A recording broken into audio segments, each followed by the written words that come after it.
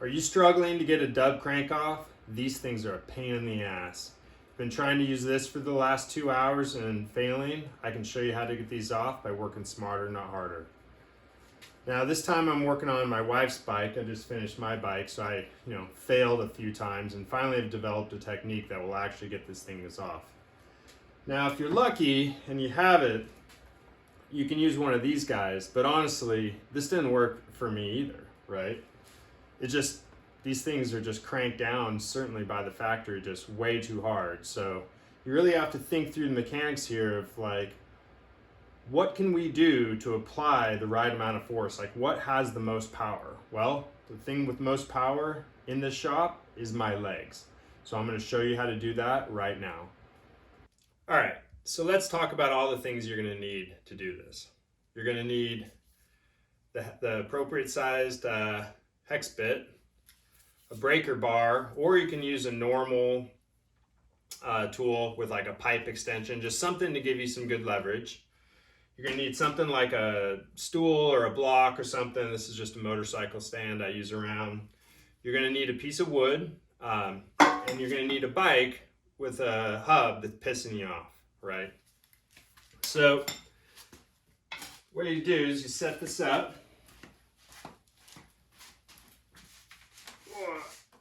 Get your bike off here. Now, you don't want to destroy this, right? So you can't set anything on that. So this is where the piece of wood comes in, right? You set that so that this hangs below the line of the wood, but it's not touching that. And it helps to, if you have somebody else or a person, so it doesn't fall over, but you can do it by yourself, you'll see. So now this can spin freely, but you want this on the back side here.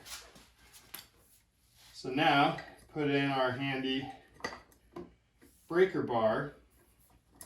And you want to put it so it's right about there. Now, when I push down here, it's going to have the tendency to lift the bike up, right? And so that's what we're trying to prevent. So by actually getting on the bike, I'm using the full weight of my body to prevent it from going up.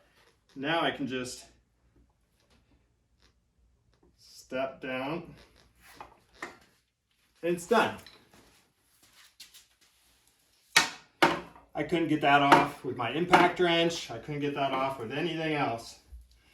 But just my body weight, my leg power can get it off nice and easy. And besides the breaker bar, you should probably have everything you need to do this in your own garage. This is after hours of looking on Reddit and YouTube and all these other hack ways to do this, but from what I found, this is the easy to do it. So hopefully you can get yours done too and move on to the next step.